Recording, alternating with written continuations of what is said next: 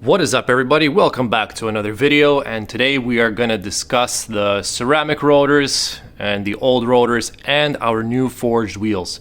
So before we begin, there's one final thing that we have to do in order to get rid of this and install this, and that is we have to do one final very important measurement with our trusty measuring tape. So we know that the height for the both of them is the same. Well, not the height, but the thickness. It's 36 millimeters. This one is 36 mil. This one is 36 mil. This one is 360 millimeters, and this one is 394. So all we gotta do is bring the caliper out 0.6 inches out that way. Well, for this one rather, it's gonna come out that way.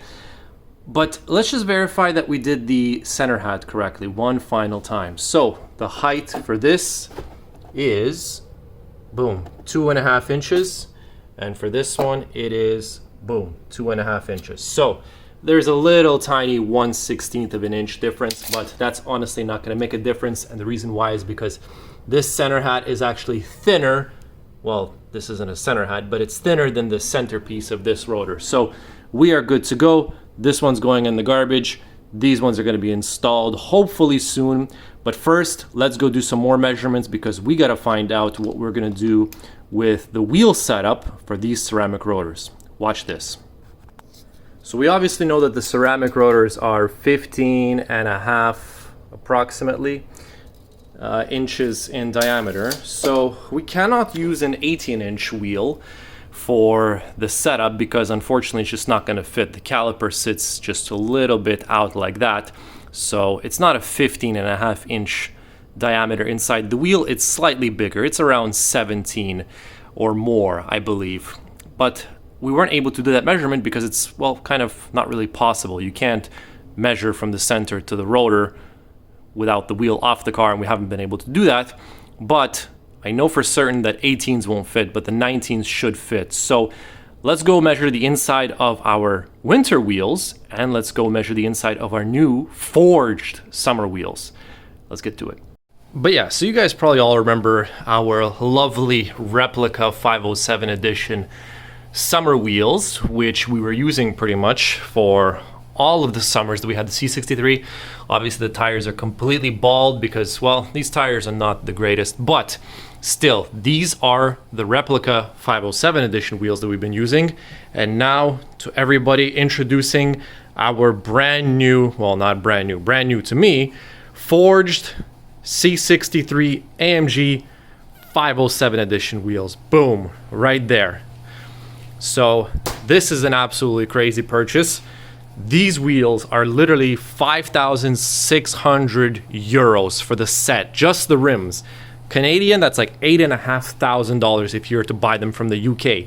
If you want to get them brand new from Mercedes, the front wheels list price are 2,100 each plus tax, and the rears are 2,600 Canadian plus tax each. It is almost impossible to find these wheels, but we managed to get them. They are original, real factory AMG 507 edition wheels. It's crazy. They got TPMS sensors, and all four of them have Michelin Pilot Sport 4S 265/30/19, and the fronts are 235/35/19, which is perfect setup, exactly what we need for the C63 AMG. They're pretty new. They're 2021 Pilot Sport 4S.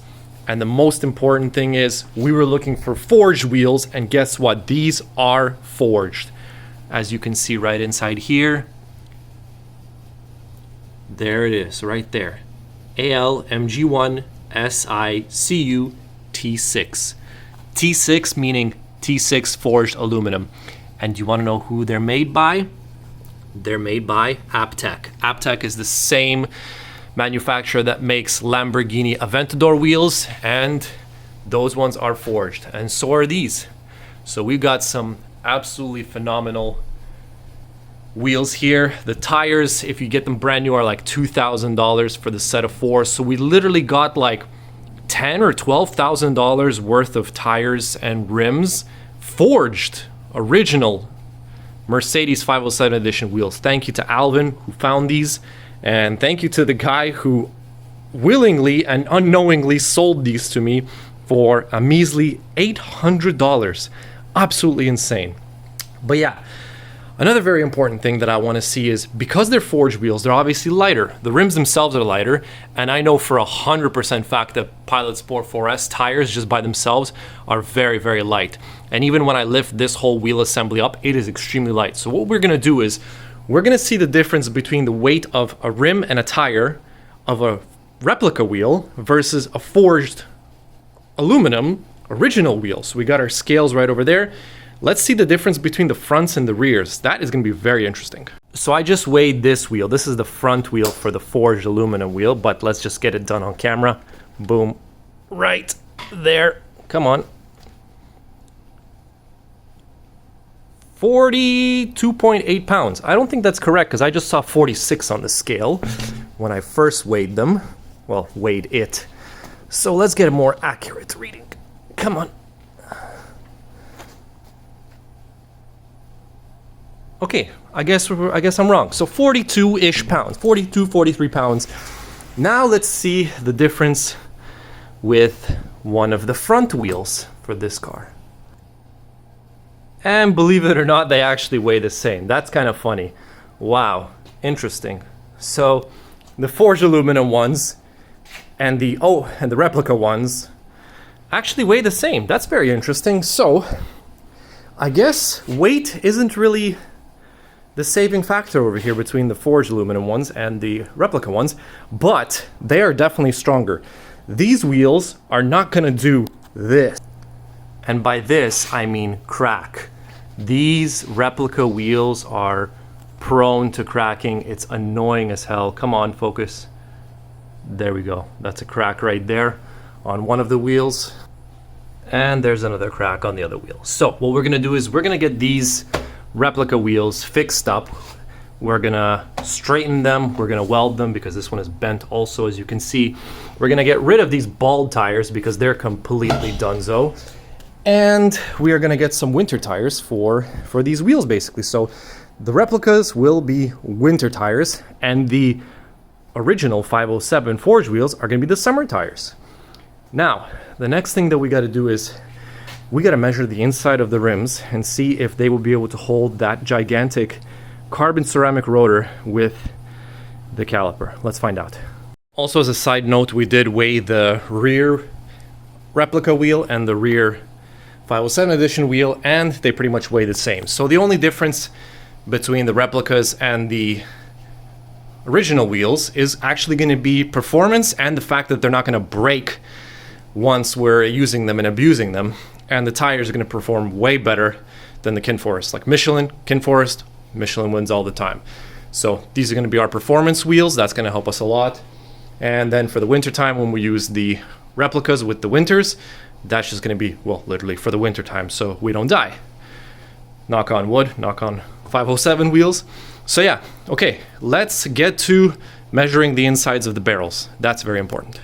Alrighty then, ladies and gentlemen, moment of truth. We got our replica 507 wheels and we got our original 507 wheels.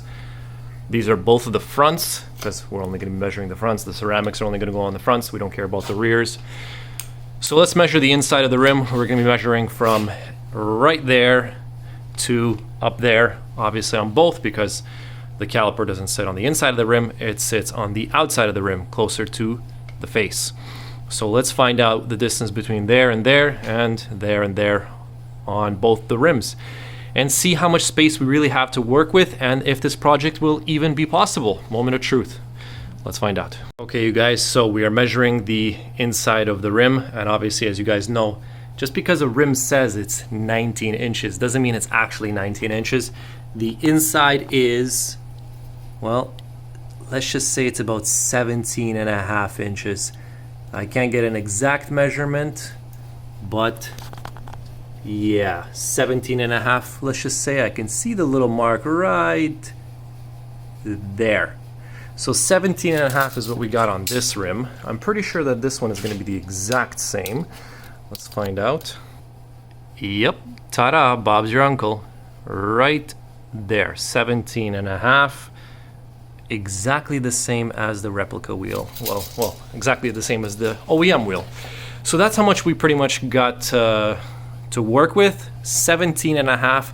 Just to be safe, I'll say 17.25, because remember, we do have wheel weights right there, and I'm pretty certain that there's wheel weights right there. And when we balance out these wheels, we will have a little bit of length for the wheel wells or wheel weights. Let me see if I can measure those and see how much they are. Well, not really. They're not even a quarter of an inch, maybe like 1/16 of an inch. Oh yeah, they're literally 1/16 of an inch. So that's not going to really affect it by much, but we are looking at about 17.25 and about 17.5 inches on the inside of the rim to work with. So that's what we're going to go and measure. Let's go find out if the rotor and the caliper will fit. That is very important. We know that the rotor is 15.5 inches, and that pretty much means we've got about 1.75 to 2 inches of caliper to work with.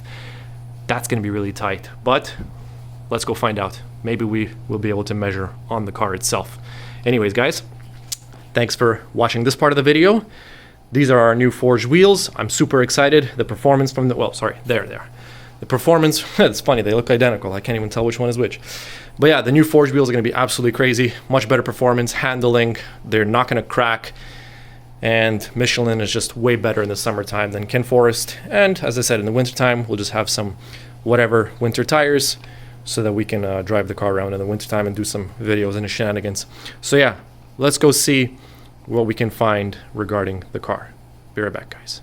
Alrighty then, you guys, pardon the fact that this wheel is absolutely disgusting after driving for a little while, but anyways, let's grab our trusty measuring tape and do some measurements. So something that I noticed is that this caliper, look, it literally comes right up to the edge for the 18-inch wheels.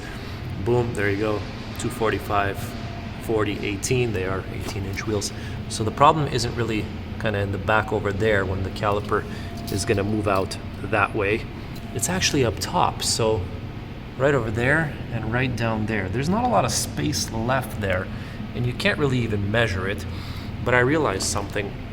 If this caliper is going to move out that way, then realistically all we need to confirm is that the whole distance from the inside of the caliper, well, not the rim, from right here to right there, is bigger, obviously, than the other wheels, and bigger enough that this can move out that way, 0.6 inches. So let's do a measurement from there to there, and let's see what we find. Alrighty then, you guys, I know it's a little bit hard to do with one hand basically, but the measurement that we're getting from there down the center to there is 16 inches, actually right on the dot. I did measure it with both my hands earlier, but yes, it is 16 inches. So that's actually pretty good. That basically means that this inside of the wheel well is 16 inches and the 19s are about 17.5. So that's 1.5 inches in diameter that this wheel is smaller, well, and those ones are bigger, and 1.5 inches approximately, or even let's say 17.25. So that is either 1.5 inch or about 1.25 inches. That those wheels that you guys just saw are bigger, and we need to move this caliper out 0.6 inches out that way. So that basically means that if you divide this distance by the distance from those wheels, it is, well, 1.5 inches, and 1.5 inches divided by 2 is 0.75 inches. And 1.75 inches is greater than the 0.6 inches that we need to move this caliper out. So looks like we're actually going to be good to move this caliper out and install that rotor. And even then, those measurements that I did, that's 0.6 that we have to move it out. That's the spacing of the washers that we need to get for the bolts on the caliper. That's like the maximum distance that we need to move it. I'm pretty sure that there is a little bit of space kind of in the back over there that the caliper doesn't have to move, and where the disc touches it. See? That's what I'm talking about right there. Hold on. Focus right there. That, you see that distance between the caliper and the disc? That is going to be our, whatever you want to call it, margin of error that we'll need to move the disc out. We might not even need to move it out because that distance looks very, very thin. Let's find out the measurement somehow. Yeah, so it's a little bit hard to measure, but we can't really get the measuring tape into there, and I'm not about to take this wheel off just to do some measurements, even though I probably should. I know this sounds so stupid, but kind of a rough estimate, maybe it's 1/2 inch. So if it's, I don't know, it's hard to tell, but it looks like we have about 1/2 inch of space in there.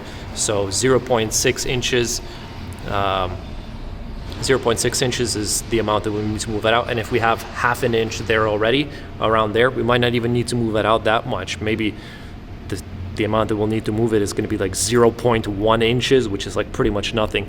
So I'm gonna go ahead and make a educated guess and say we are good. This wheel setup will fit, and we are gonna have carbon ceramic brakes in the front and 19-inch wheels. Whew. Anyways, let's go and put all the tools and everything away and do a quick little recap. You guys want to know something really funny and ironic? Literally, as we were talking about changing the brakes, look what comes on. Check brake pad wear. Obviously, I know that the front pads are pretty much done. There's like maybe 5 or 10% brake pads left.